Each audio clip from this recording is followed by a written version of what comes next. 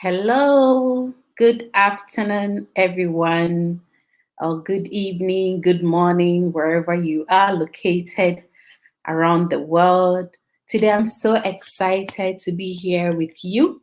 It is 2021, and this is the first episode of Dyslexia Global Conversation, and I'm super excited because also for the person that I'm hanging out today with. As usual, my name is Rosalind Abigail Trinati, and I am your host for Dyslexia Global Conversation. I'm a person with dyslexia, and so I am passionate to bring you this conversation to raise awareness and keep you informed that dyslexia is just a learning difficulties. It is not an illness, it is not a disease. And I want you to pay attention so that you can be a help to somebody who is having a learning challenge. As you all know, 1 in 5 people you meet is likely to be dyslexic. And so the number is very high in our classrooms, in our homes, everywhere you go. But people don't know about it. So I'm using this opportunity to raise awareness about it, and at least somebody may be saved. Today I have the pleasure to hang out with Madss. And Madss is a fantastic award-winning artist and a special education teacher from Norway. Through his arts, videos, and public speaking, he shares his experience about how it feels to have dyslexia and dyscalculia through the school system, how this affects mental health, and how to find personal learning strategies. He is known for multi-award winning animated short film I Am Dyslexic. And if you have not checked that out yet, please check that out on YouTube. It's a short movie that is very, very educative, and you will love to see what it is. So I have the pleasure now to bring Madss so that we can have a chat with Madss. Hi. Hello. Thank you so much for the beautiful words. You're welcome. You're welcome. So excited to have you today on Dyslexia Global Conversation. We have people already who are online watching us, and I have told them who you are. So I want you, because that was a very short bio of you, but I know you have a lot to share. So if you Always. can tell us about yourself and your journey with dyslexia.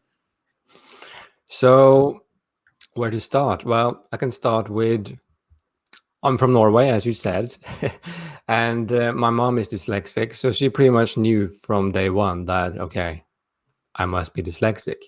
But I didn't really get much help at all in the beginning. I got a special education teacher that was supposed to check me for dyslexia. She put me in a room and told me that now we're going to check if you're stupid or smart.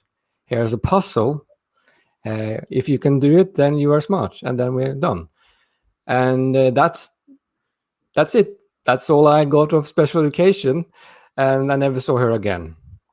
And it took a few more years before I was actually checked and diagnosed. And the reason why I was diagnosed in the first place was because of my brother. He was born deaf, but he started to hear. And because he got a speech therapist, I was diagnosed with dyslexia in 5th grade. Yes, 5th grade. And I was one of the first one in that school to be diagnosed with dyslexia. And it was difficult because no one really knew what to do. But I got all the support programs that was available at the time, like a PC, audiobooks, and a few other programs that are available in Norway. But I had to learn that myself because no one really understood. And I had a teacher that was afraid of computers, so to fight my teachers and so on and so on. But prior to being diagnosed, I was I basically given up. I was very afraid, so to say, of not pleasing others because I wanted to be good. I wanted to get the praise from the teachers and parents, right? And absolutely, my parents was beautifully, super great with explaining to me and helping me the best they could. But as I'm sure many are aware, parents are not always popular in a child's eyes. And I basically thought that no one could help me. So I wanted to help myself, so to say. But when I was diagnosed and got a diagnosis, I started to get this aha moment because, okay, what does this mean? The other students in my class apparently getting it. Why don't I get it? What do I need to do that they don't need to do? And this made me realize that I had to find a different way of learning. So for me, that was drawing. And so I used my drawing as a tool to explore myself, but also find out how I learn. And in that process, I also learned that I was very depressed because there was so much emotions that I haven't really dealt with. And I had to figure out, okay, how do I deal with this? So my logical explanation for that was I started looking at myself in the mirror and started saying nice things to myself. And over time, I got better at that and started to get more and better confidence in myself. And in that process also, I started to research more and more about dyslexia from every perspective I could find. And I'm a very big fan of the book Gift of Dyslexia by Ronald D. Davis. It kind of changed my perception of it because up until then, it was very negative views on dyslexia. But when I found this book, I was like, oh, this is a new perspective. This is interesting. And from there, I started to kind of change my perception of myself and what dyslexia is. And to me now, I look at it as a strength, so to say, yet I do acknowledge that, yes, at times it's very, very difficult and very challenging, but I've managed to turn it around. So rather than having a breakdown, so to say, I'm able to, okay, what can I learn from this situation, even though it's difficult? And over time, I just got better and better at that. And long story short, here we are today. Wow. Wow. I just want to know something. Like, can you give us a range? What age were you when you decided that I'm not getting the help I need, therefore I need to find my own help? Because you were lucky because your mom is dyslexic. And so she quickly knew that the tendency for you to have dyslexia is high. And she tried to find you the solution, but it didn't come. So at what age were you when you decided I need to do something for myself if nobody is helping me? That age was 11. Age of 11, when I was diagnosed with dyslexia, I was like, okay, I need to do my thing. How do I do that? And I'm so fascinated by learning because I always loved learning. That's why I looked forward to start school, right? Because I wanted to learn, but I quickly realized that that would be a challenge. Excuse me. But yeah, age of 11, that's when it started. Wow, at the age of 11, I'm just picturing myself when I was at the age of 11. I don't think I would have been able to do anything for myself. And so how did you do it? I think it's because I believe that many individuals with dyslexia, they kind of have to find other ways in order to cope.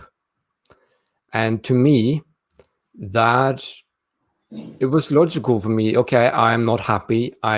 Things are not working out the way that I want. Apparently, people think it should go, and I don't feel good. What do I need to do?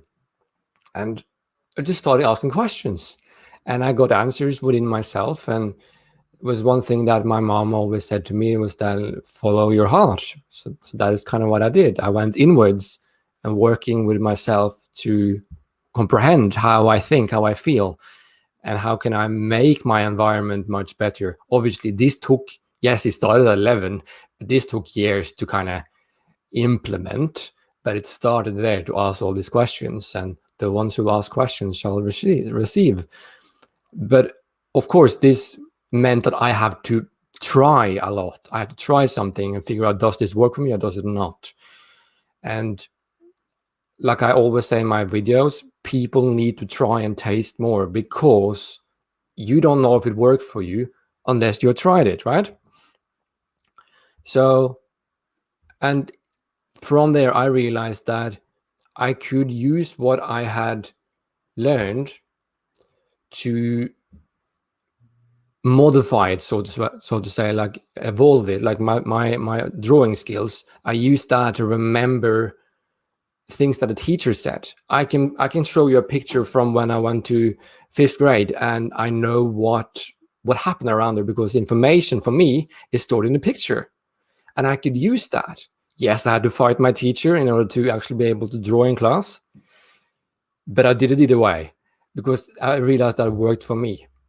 Or I could use, for example, I'm a very huge fan of Pokemon, which is also visual, right? I could use the Pokemon because I remember the Pokemon. I can't remember people's names, but I remember the Pokemon names. And because that was something I was interested in, or it still is, I can use that as a hook to remember certain things. And then over time, it just evolves, and you got this huge bag of possibilities, so to say. Oh, wow. So for your dyslexia challenge, the solution is having things in a very picture form that you drew, then it sticks into your mind. And so for parents and teachers listening to us, this is a very clear example. Like, you have some students in your class, or parents, you have some children that probably want to, the only way they can learn is having a different style of learning. And maybe you have a child in your home, and this child loves to draw, but the fact that your child cannot read and write, it's like it's a headache for you, and you're probably even preventing them from drawing. This is Matt sharing his story, how he used art to kind of benefit him to be able to overcome, not really to overcome, but to have help with his challenge, which is dyslexia. And so I hope you are taking something. And as you are watching us, please, if you have any questions, please put them in the comment section, and I'll be able to read it to Mark for him to address it to us. So Mark, over here, like where I come from, Ghana, and over here in Ghana, a little help. I probably would say that really there's no help when I was growing up when it comes to dyslexia. And so I went through the schools without anybody ever thinking that my challenges could be something with learning disability. And so it took me a long time. And as I was sharing with you backstage, I just got to know a little over 3 years ago that all my challenges that I had in life is as a result of dyslexia, but we never knew. So I want to know from Norway perspective, like I heard you said that before, when your mom wanted to seek intervention from you, there was no help. But from now, in modern world now, what are the helps over there? Because I want to know, so that as people are listening, people from education institutions are listening, they will know that there are some helps that are available that they can also look into to help students. So, of course, before I kind of go into that, of course, every school, every area, and every teacher are different, you know. So yes, we have certain systems, certain things set in place, but that doesn't mean that all the schools are using it, or all the teachers are comprehending or using or having knowledge of it, sadly. But usually most people get diagnosed around 11 years old, if not later in Norway. Sadly, we see that primary school want to push it to secondary school if they can, but it depends. There are set in, like Dyslexia Norway is doing a fantastic job in order to raise awareness and set systems in place so people can get support and help, and especially educating the teachers or schools around. We have Norway have done the same thing that England have started, or get inspired by England, so to say, with dyslexic friendly schools, which is going very well here in Norway, and we have seen good results of that. And we have quite a lot of support programs, writing support, reading support programs available. And I know that many of these programs are also available to an international audience. So that is possible. Such as, for example, Lingit or Grammarly is used more and more, I've seen, and many more. Audiobooks, of course, are a great asset, and since Norway, most schools now have a lot of technology available, and most schools have either a PC. Most students either have a PC or an iPad, which allows them to have access to a lot of different tools and maybe making the letters bigger and smaller however they please. So that's great. Yet, of course, there is, which something I talk a lot about, is the mental aspect of this. And sometimes I see that the student may not want to take or use these support programs because they do not acknowledge that they have dyslexia, or if they do acknowledge they have dyslexia, they think there are nothing they can do about it, so they don't want to use the technology available. So people are at different stages, and so it goes both ways. Sometimes the school and the parents and the teachers are amazing, but students are not mentally there to wanting to use the support programs. So yeah, that's a little bit of a lot of potential, really. Many different things. I'm surprised that like the help is there and the resources are there, but then it comes to the students not wanting to use. And I'm trying to understand, like, what is stigma. Oh, okay. Stigma. It's a huge thing. Of course, I'm not saying that this is the case for everyone. Far from. More and more people are, in fact, more and more willing to receive support.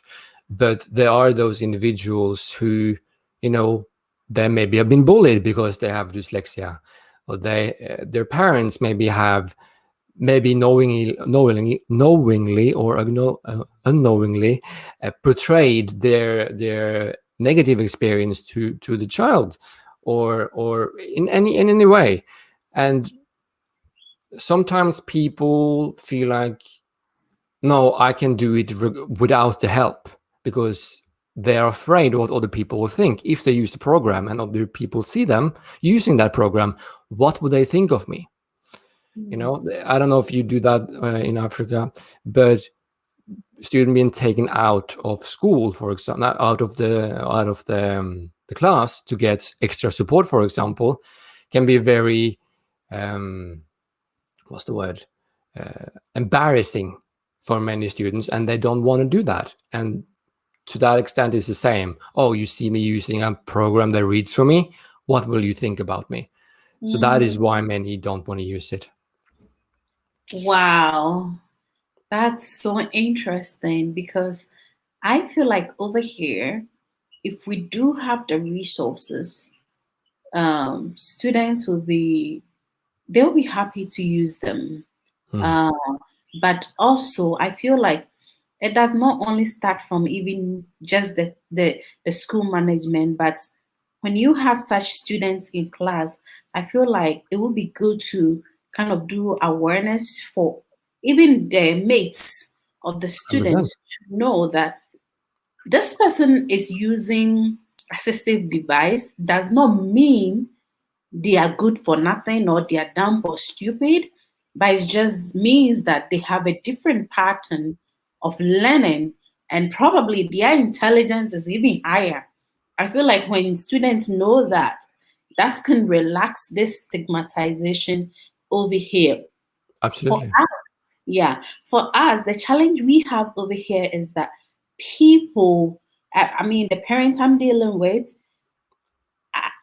are kind of having it hard time to accept that their children are dyslexic just Same. because they haven't really come to the understanding of what dyslexia is about. And Mhm. so when you hear the name, it's even so heavy that you might think it's an illness.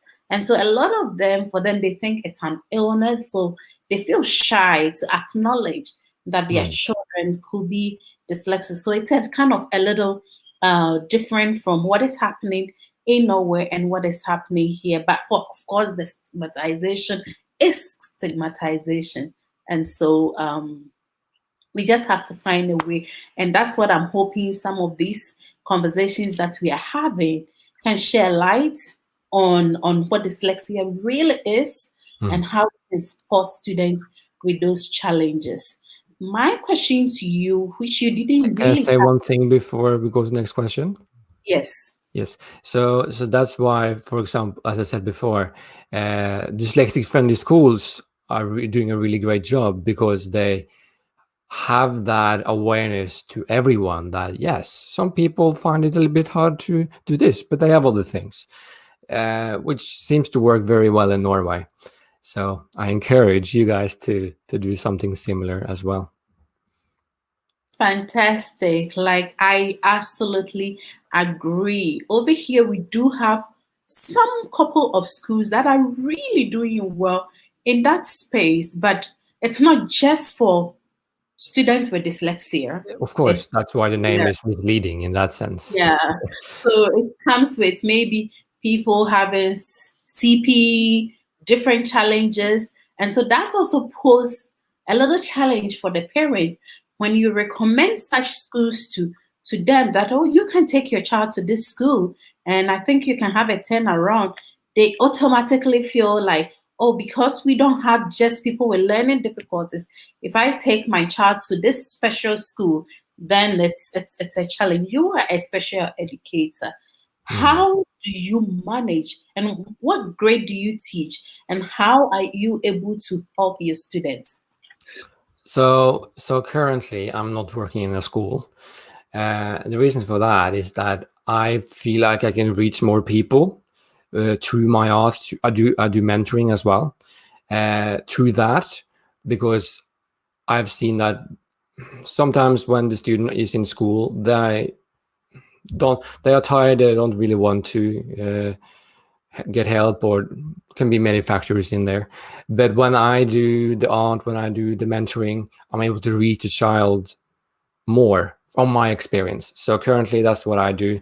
So I'm not teaching. I travel. If it wasn't for the world situation at the moment, I travel a lot to schools. I travel to have presentations, to have one-to-one sessions, and to what's the word?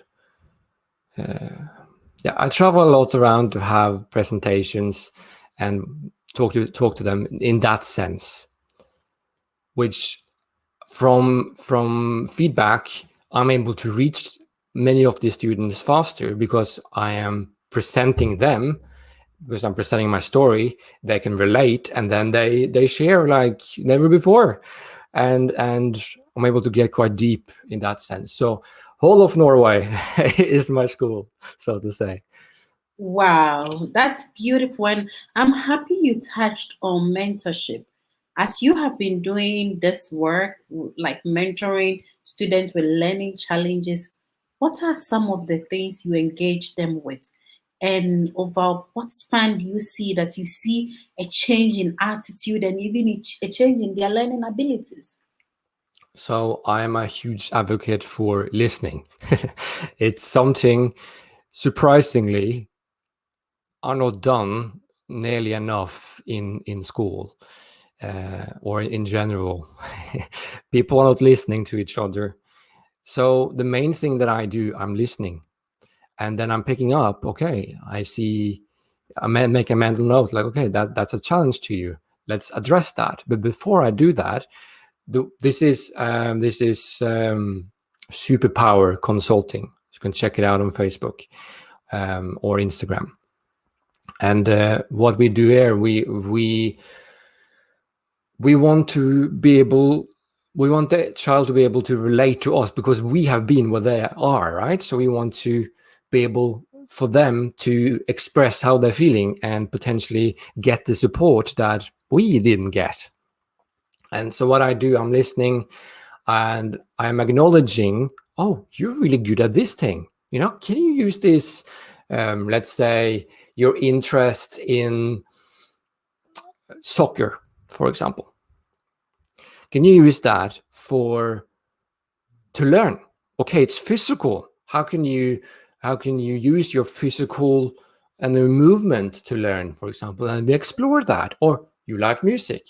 Okay, can you write music when you are doing tests? Or before you're doing the test, can you write songs about the test? So when you get to the test, you can listen to this song in your head because you created it. Or is it because you need to move to the music? So we are creating different ways of learning based on their natural abilities, so to say. And sometimes, you know, it's just they're listening to what they are excited about because suddenly they have someone who's actually there to listen to them. And sadly, many children feel like they are not being seen. And I think especially with individuals with learning differences feel that they're not being acknowledged enough because they see that everyone else is doing so good and them themselves feel like they are not. So kind of helping them to turn this vision of themselves around and see, but can you see it from a different perspective? What did you learn, rather than attack yourself for not doing well in this test or whatever? Why do you do that? And how would it be if you look at it the opposite way? Just making them aware of their own mindset, they're making them aware of how they speak subconsciously to themselves, and just talking, like being the mirror, talking back to them what they are portraying out, to make them realize, oh, I never thought about this before. I can try this. And over time, you see their confidence grow, and also because their confidence grow because they now have a toolkit of whatever interest they have, and from there they have some sense of mastery, and then they can kind of start moving up. And it's really cool because this is what I did to myself growing up, and now I can teach that to children and anyone really all around the world. Wow, that is so interesting. And how long do you take one person on this mentorship journey? So we for this mentorship program through Superpower, we have usually an hour. We recommend an hour a week. Sometimes some students want to have that half an hour Tuesday and half an hour Thursday, depending on their schedule. Sometimes they're going to do half an hour, but we see that if we meet with this individual for an hour for over 4 weeks, we see that they are starting to feel confident with us and feel like they can start sharing more, and we see success from there on, really. Fantastic. Like, you know why I just spent time listening to you with the mentorship is that when I was 17, I met a younger, he was actually my senior at school, a year older than me, who became my friend. And at the time, I didn't know that it was mentorship he was giving me. I don't think he knew he was mentoring me. But he was somebody that I met who told me, you are, because I've heard the word, you're not good, you're stupid, you're dumb. I've heard it so much time because of my inability to perform in school. But this guy was there. He listens to me. I vent all my frustration on him, and then he will tell you, you are good for something. You can realize yourself. You should do this. You should do that. And this person went ahead with me. I remember my first CV to even apply for internship. He helped me to develop it. And he was somebody who was super successful in school. So I looked up to him and I'm like, oh my goodness, if he can do it, then I can do it. And all the time, he will be giving me advice, saying very nice things to me that my parents were not even saying those words to me. But he So was saying important. exactly. And through his help, if I didn't meet him, and I'm sure it's my savior who brought him to me, but if I didn't meet him, I don't know the life I would have had. And Yeah. so, viewers watching, I just want you to know, like he was talking about mentorship, and it's huge, huge, important.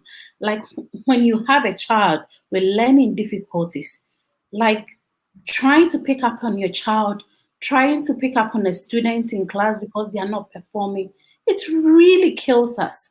And even though he came into my life, he came into my life at a very late stage. I was almost turning 18. And so I was already damaged before he met me. And even though with his help, I am somebody today, I still struggle with my self confidence. I still have self doubt. I still question myself every day because that Same. damage is still there. And you experience same, right? Yeah, I am too. Of course. The more I work, the more we work on ourselves, the easier it will be.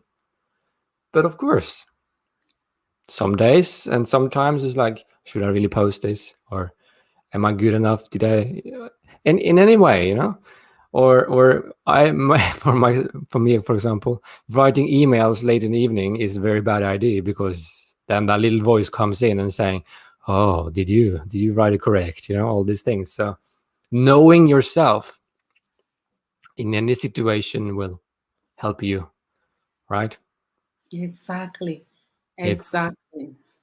it's so important. Like I didn't. Yes, I had people in my life that was.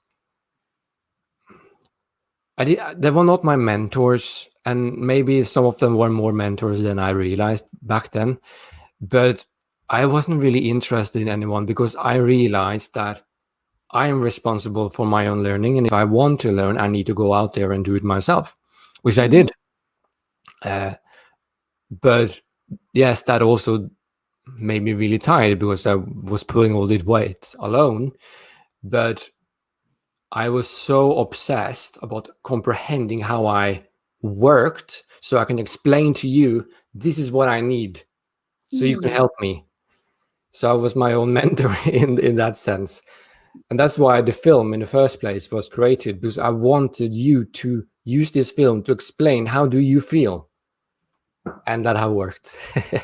Wow, wow. That's so, so interesting. I mean, we still have people online watching us.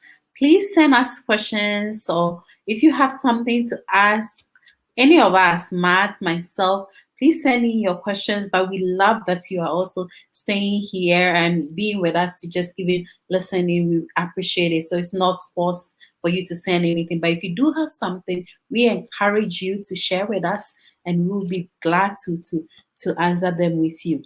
Matt, Yeah. we will wrap up very soon, but I was, since you have been in this space much longer than I am, I want you to kind of give some very practical points to one, teachers. How should they treat students with learning difficulties? And then after that, we will come to parents. Okay.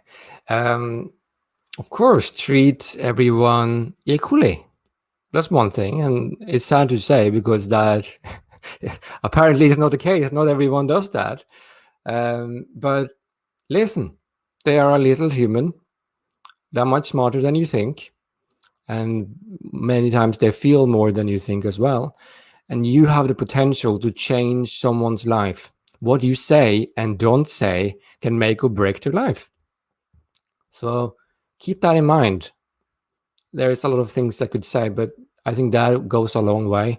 And another thing, there is not only one way to explain something. If you are able to, one, acknowledge that, okay, I need to do it, show this example in a different way, or acknowledge that I am not able to explain this to my student. Do I know someone who can do that?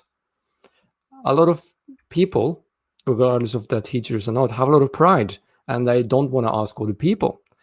But sometimes your student may not benefit from the way you learn. So instead of feeling, oh no, I'm the best, so to say, acknowledge that they need support in a different way. And just you helping them out in that way can change and make their life better. I love it. I love it. And I would just add that to the teachers is I have just a short phrase that I use that in the moments when you don't have a solution and have nothing to do with for that child, the only thing you can do is to show them love. Love. That's all. And not picking up on them. That is all. And what would be your key points for parents at home? How should they be able to study their child, to know their child gifts, and how should they show love and affection and support to the children when they are home?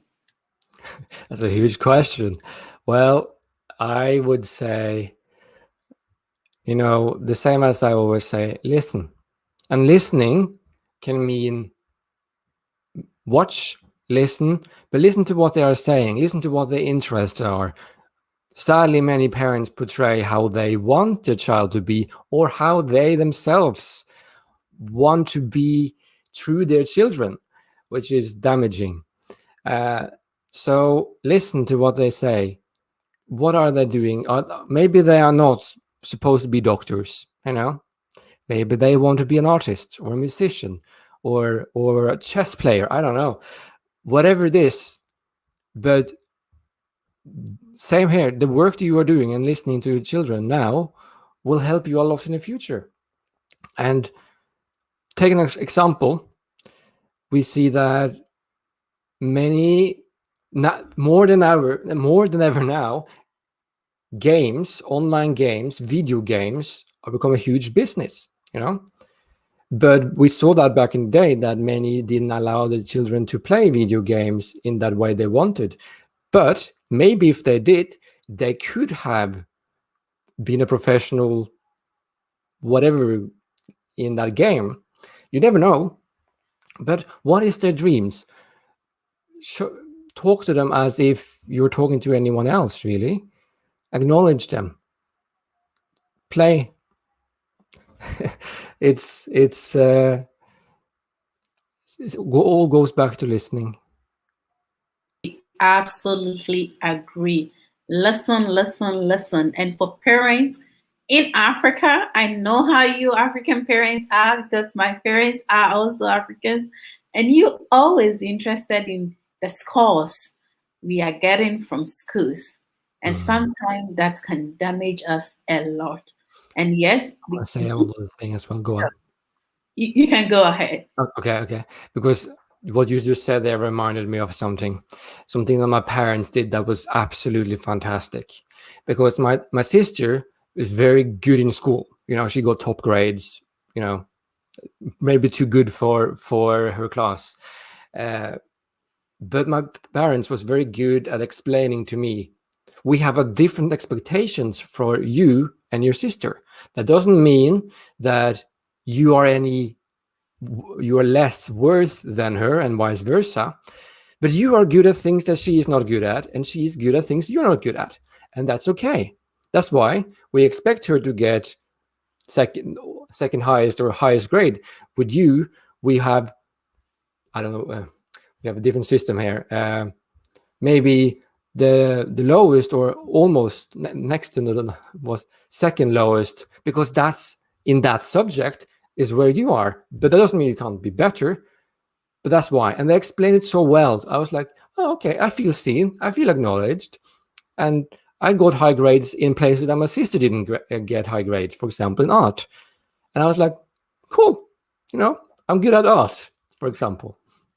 I think that's so important. That is so important. And that just brings me a point that it is so important as parents, when you have confirmed that your child has learning challenges, is to have honest conversations with them. Let them know their struggles, let them know what is going on, and let them know there are solutions out there. The internet has so much to offer now, and we have a lot of successful people who are dyslexic but are leading this world. Show them example of those people. It doesn't mean your child is going to be Richard Branson.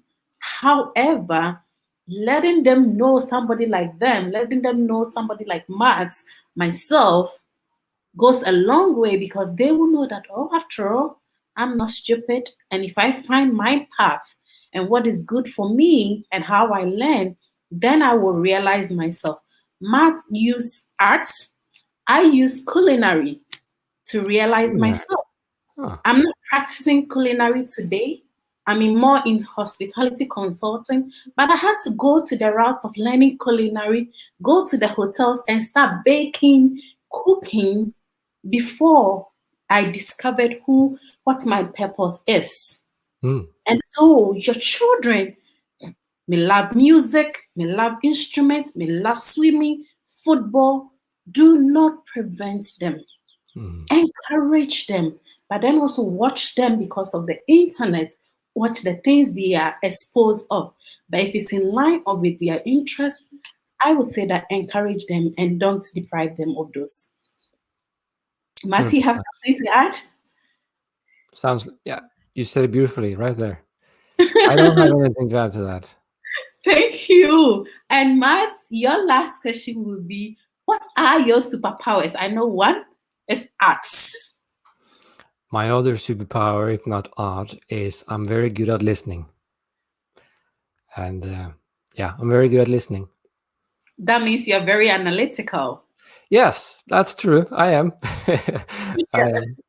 Yes. So I asked the question superpowers because those are gifts that we have that sometimes it's darkened by people around us because they refuse to recognize those precious gifts that we have. I believe if my parent had paid attention, they would have known that I loved to cook, because yes, in the house, my happy place was in the kitchen, but they never picked it up because they were so blind. And so that's Madss for you. His is art, mine is culinary. I still love to develop recipes and everything, and it gives me joy. And so we hope this session has been impactful for you. I don't know if Madss have, let's say, some final slide of words for you, but for me, I think I am full. I think you said it perfectly again. I can say that you can find me on pretty much every platform where I create and share about these subjects. So yeah, I think that's it. Exactly. I would say that please follow, if you're on Instagram, please follow Madss on Instagram, and his handle is what I have put there, Madss1. No, pronounce it yourself. So my full name is Madss Johan Øgaard, but as my Instagram handle, as you can see on the screen right now, is Madss Johan Øgaard.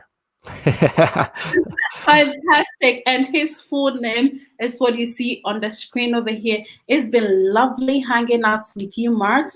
Just be backstage for me a little bit and let me close up, and then we can wrap up. Okay. Sounds awesome. Thank you. Hello, viewers. Thank you so much. I hope this session was insightful for you. Hold on.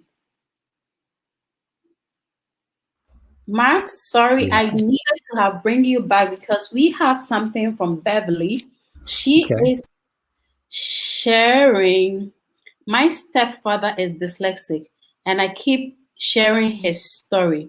He is not Richard Branson, but he has made a successful life working in catering, security, delivering money to shops, and collecting it.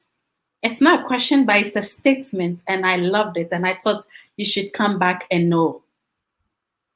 Absolutely. There she has another one as well. My stepfather has gotten married, bought a house, owned pets, created wonderful gardens, made a good life for himself. He loves crosswords and jigsaw puzzles.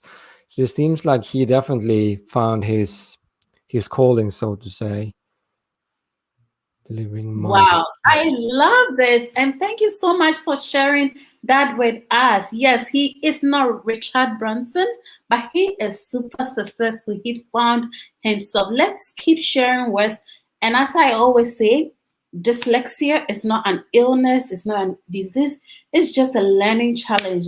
And it's not the only learning challenge out there. Matt have dyslexia and dyscalculia. Am I right? Absolutely, absolutely. Yes. So he has challenge with math as well. We have dyspraxia, dysgraphia, and they are all out there. Your child may be facing one of them, but it is on to you to find ways for him. And if you're an educator, please, like we said, if you have nothing to do for a child, just show them love and don't pick up on them. We beg you. Yes, Sarah. we do beg you. We do beg you. Exactly. Thank you so much for hanging out with us, and we really appreciate and we hope this was a beautiful session for you.